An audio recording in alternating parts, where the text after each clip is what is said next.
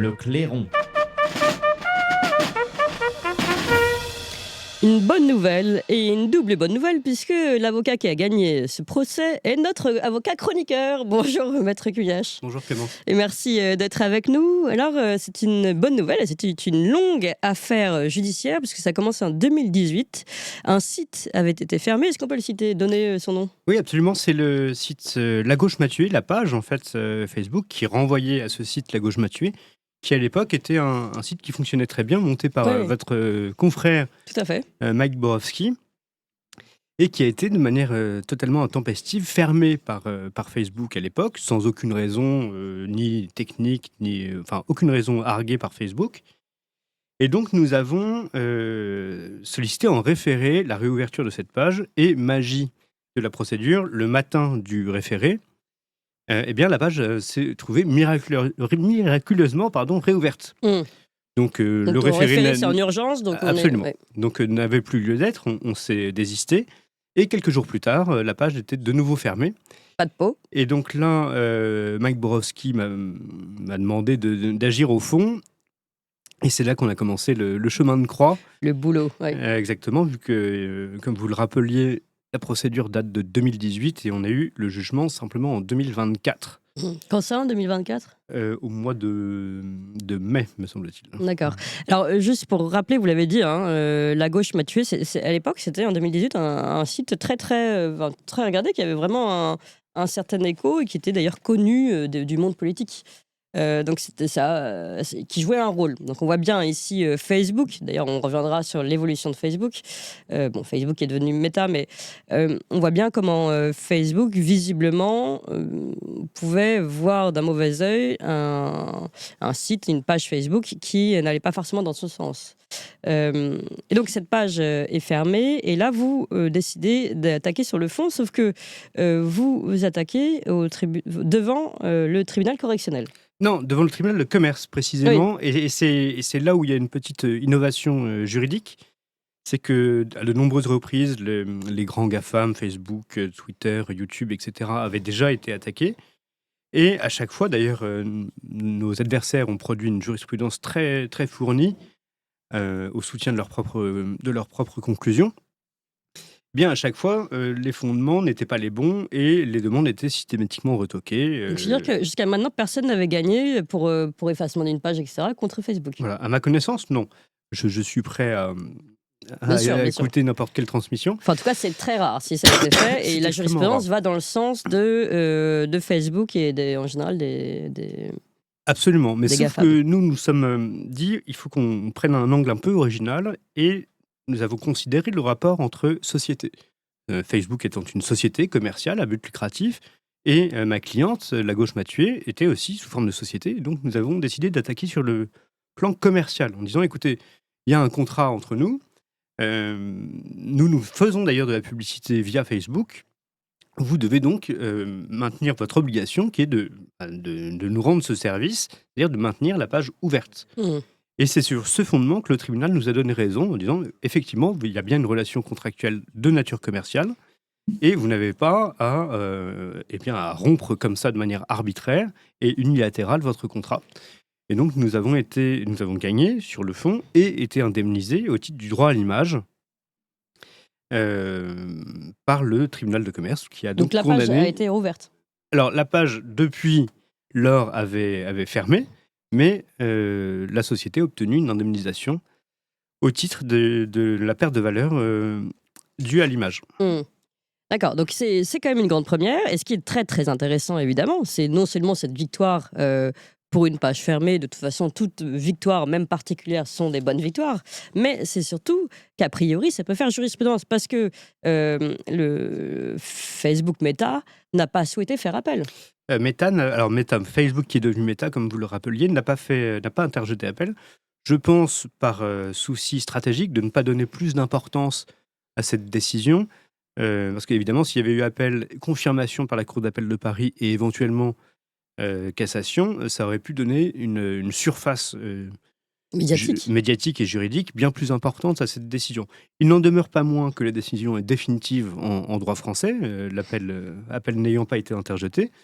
et que vous pouvez, chers auditeurs, vous reposer sur cette décision si vous décidez d'aller devant les tribunaux. À cela, je mets tout de même un bémol, c'est que vous voyez la durée de la procédure Oui, de de 2018 à 2018 à 2024, 2024. donc 6 ans, notamment dû au fait que il n'aura échappé à personne que Meta, enfin Facebook, et les autres GAFAM en Europe ont tous leurs sièges à Dublin, donc en Irlande, et qu'il faut donc aller toucher ces institutions, ces sociétés, directement à leur siège à Dublin, et que cela se fait via la coopération de l'État irlandais. Or, notamment la première fois, l'assignation que nous avons adressée Hmm. à Facebook n'est jamais parvenue à Facebook. Or, quand vous ne touchez pas votre adversaire, vous ne pouvez pas avoir de procès. Oui, bah, c'est comme toucher couler, quoi, le jeu des petits bateaux. Là. Exactement. Non, mais Si vous tirez pas au bon endroit, ça ne marche pas. Ouais, mais Pas touché. on avait tiré au bon endroit, mais simplement, il n'y a pas eu les bonnes diligences de l'État irlandais qui devait communiquer l'assignation à un huissier irlandais, ensuite pour la transmettre à Facebook. Mais évidemment, ce n'est pas l'intérêt de l'État irlandais qui a une politique fiscale et commerciale qui est ce qu'elle est, mais qui vise à attirer de grandes sociétés sur son sol. Oui, que de Euh, transmettre. Que de transmettre et d'être le plus diligent possible, notamment en affaires de justice touchant à ses clients en réalité. Ouais. Donc on voit, oui, que le parcours est semé d'embûches, mais il vaut le coup quand même parce que au final, c'est une grande victoire que vous nous annoncez là, une grande victoire contre Facebook, avec un procédé. J'aimerais bien qu'on revienne deux secondes là-dessus, qui est assez ingénieux en fait. Même on se dit c'est tellement simple et jusqu'à maintenant personne n'y avait pensé. C'est pas pour vous, c'est pas pour dire que ce que vous avez fait est simple, mais je veux dire souvent d'ailleurs c'est là que sont les bonnes idées. De dire bah oui en fait entre Facebook et nous-mêmes qui utilisateurs d'une page, il y a une relation contractuelle, un contrat implicite en fait. Bah, implicite, oui et non, parce que de toute façon, quand vous ouvrez une page, quand vous adhérez à Twitter, ce que vous voulez, à X, vous signez des conditions générales. Or, ces conditions générales, c'est le cadre de votre contrat avec... Oui. Oui, enfin, ce sont des conditions générales qui nous sont un peu imposées.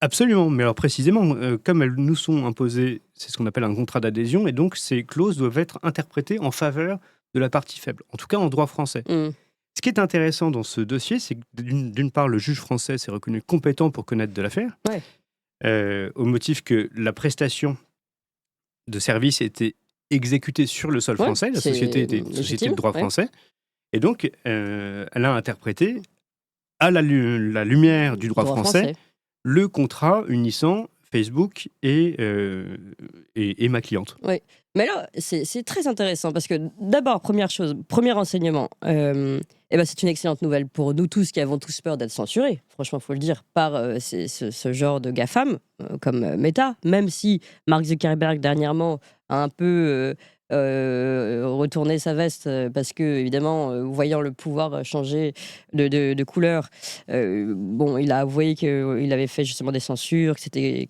ne le ferait plus, etc. Donc on voit mais il pourra toujours y avoir un autre Meta demain où même le nouveau pouvoir peut imposer d'autres règles et nous, notre but à nous, c'est de rester libre. Donc là-dessus, c'est une jurisprudence qui est très intéressante. Et deuxième chose, justement, on parlait du DSA tout à l'heure avec Virginie Jérôme. Le DSA qui est censé nous surprotéger finalement d'un mal qu'on n'a pas très bien perçu. Ça peut être des mauvaises choses qui sont appliquées donc dans ces différentes plateformes et réseaux sociaux. Mais en fait, à vous écouter, le droit français existe. Pourquoi ne pas tout simplement s'appuyer sur le droit français plutôt que de recréer, comme toujours avec l'Europe d'ailleurs, une forme de surprotection, suradministration zélée, surréglementation, alors que le droit français existe. S'il y a des contenus haineux, on les supprime. S'il y a des contenus, qui portent atteinte aux mineurs, on les supprime parce que ça existe dans le droit français. Et là, finalement, ce que vous avez fait, vous êtes appuyé sur le droit français et le tribunal en plus sur des principes de base, c'est-à-dire le respect de ses obligations contractuelles. Oui, c'est ça. Donc pourquoi alors, est-ce que en même temps cette décision du tribunal de commerce de Paris qui est venue vous donner victoire, non seulement elle montre qu'on peut gagner contre Facebook, que vous avez vaincu contre Facebook, ce qui est une très bonne nouvelle, vaincu contre la censure, mais également que finalement le DSA ne sert à rien. Finalement, c'est un chaos zéro et pour Facebook et pour le DSA. Alors, il ne sert à rien quant à ses intentions affichées. Oui. Je pense que ça leur est très Ah, utile. mais Mais ça, voilà. après, vous mettez le doigt enfin, vous pointez du doigt un vaste sujet qui est de toute façon la complexification du droit, le surajout de règlements, comme vous le disiez, de textes. On a une inflation de textes en France et en Europe qui ne va jamais vers la simplification, alors que précisément les principes que vous évoquez, mais que ce soit en droit commercial ou en droit pénal ou en droit de la presse qui vous concerne au premier chef, chère Clémence, devraient être relativement simples, déjà clairs pour tout le monde. Ouais. L'intérêt de tout un chacun et du citoyen lambda, qui a une moyenne culture générale comme nous, c'est d'avoir des principes simples et lisibles. Mmh. Et non pas de s'enferrer dans des règlements qui renvoient à des petits paragraphes, à des choses qu'on ne comprend pas, Mmh. sauf à être spécialiste. Et encore, pour avoir un peu pratiqué le droit européen, c'est absolument abscon, c'est illisible. Déjà, le droit français est parfois un peu délicat, mais le droit européen, et notamment les décisions, les directives et les décisions de justice, sont des pavés de 80 pages, Ouais. avec des successions de paragraphes, beaucoup de déclarations d'intention, ce qui est Bah, on l'a vu encore avec Nathalie Loiseau. exactement, mais ce qui est très grave, c'est-à-dire que vous pouvez vous appuyer sur les déclarations d'intention pour ensuite interpréter le texte de la manière dont vous le souhaitez. Donc, en conclusion, d'abord bravo.